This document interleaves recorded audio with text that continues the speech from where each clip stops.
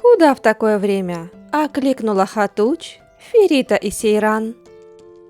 «Дело есть, тетушка», – сказал Ферит. «А дедушка знает?» – спросила Хатидже. Ферит, покрутив 2 раза четками, сказал, что больше ни перед кем не отчитывается. «Мой брат и мой отец делали то, что хотел дед. И что с ними стало?» – говорит Ферит. Хатуч просит доверять деду так же, как и раньше, но Ферит непреклонен.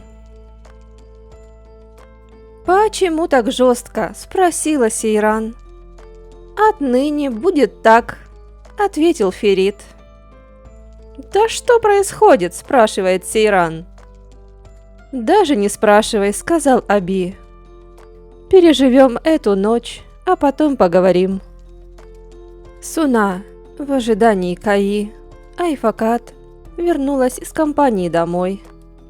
Хатуч еще больше утомляет ее своими проповедями. Придя в комнату, Ифакат попросила у ребенка прощения и сказала, что не сможет позаботиться о нем. Она приобрела то же самое, что когда-то служанка купила для Сейран. Халис послал телохранителей, но Ферит заметил их по дороге. Халис ругает людей и называет неумехами. Также Латиф сообщает, что целый день Ферит провел у графа, а сейчас едет к нему на прием. Узнав это, Халис посчитал, что Зия предал его, и дал задание Латифу сию же минуту найти место его совещания. «Не смей спускать с него глаз», — сказал Халис кому-то по телефону. Наконец вернулся Кая. Суна пнула его, а потом обняла. Далее они стали разговаривать о докторе. Кая рассказывает, что существует такой компетентный доктор в Лондоне, но приема на имя Сейран, Тарыка и даже Софета у него нет. Кая думает, что Тарык хочет похитить Сейран в Лондоне. Суна говорит, что единственная сейчас цель Сейран – это отдалить Тарыка от Ферита. Далее Кая спрашивает у Суны, связалась ли она с матерью.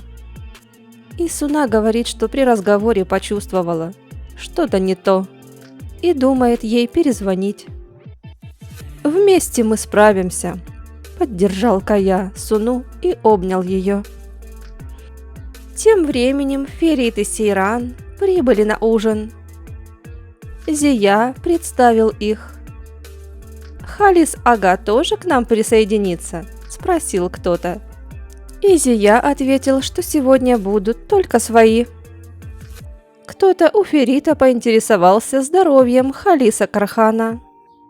Тот ответил, что плохо, и он единственный продолжатель рода. Суна звонит Эсме, но телефон матери недоступен. А Казым и Зерин впервые вышли на люди. Звонит Суна и рассказывает, что не может дозвониться до матери. Казым говорит, что у нее все хорошо, и настолько, что она скоро с ним разведется. Звучала красивая песня, и вдруг Зерин стала подпевать. Мужчины в округе похлопали ей, и Казым не сдержал свою ревность. Еле-еле официанты усмирили его и выпроводили вон. Зерин спрашивает у Казыма, зачем он их опозорил. «А ты что сделала?» – закричал Казым. «Ты что, певица? Зачем ты их развлекала?» Зерин ответила, что просто подпела. Казым не сдержался и получил в обратную. «Я не твоя жена», — сказала ему Зерин, и ушла, назвав его тряпкой. Казым безуспешно пытается дозвониться Мазлуну и вызывает такси. На званом ужине, пока женщины беседуют о своем, Зия предлагает мужчинам поработать. Женщины же решают, в чей фонд будут вкладывать инвестиции. Увидев, что Ферит уходит, Сейран решила за ним проследить. Поскольку Ферит пришел сюда как наследник, голосования не будет, объявляет всем граф Зия и приглашает Ферита за круглый стол. «Эсма!» – закричал Казым, не успев выйти из такси. Ему докладывают, что госпожа домой не приходила. «Молодец, тетушка!» – пробормотал Казым. Тем временем Суна пришла к Хатуч и рассказала, что Эсма не отвечает, и папа не в себе. Хатидже звонит Казыму. «Дорогая, ты что, соскучилась?» – спросил Казым.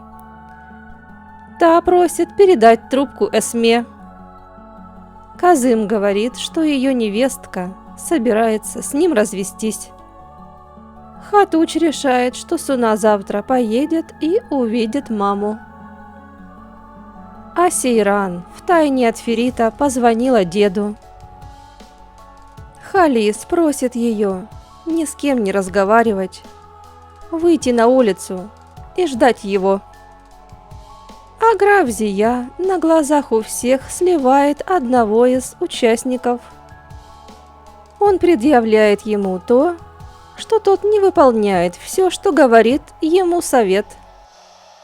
Мужчина говорит, что это ловушка, и думает, что граф хочет передать все его Фериту. Он поднимает шум. Испугавшаяся Сейран бежит к Фериту. Выйдя на улицу, Сейран начинает отчитывать его. Но тот говорит, что не успокоится, пока не займет главное место за этим столом, и просит ее уехать отсюда. Сейран снова хотела пойти за ним, но Абидин останавливает ее. Вдруг подъезжает Халис. Сейран рассказывает, что происходит внутри. Дед благодарит Сейран и говорит, что остальное за ним.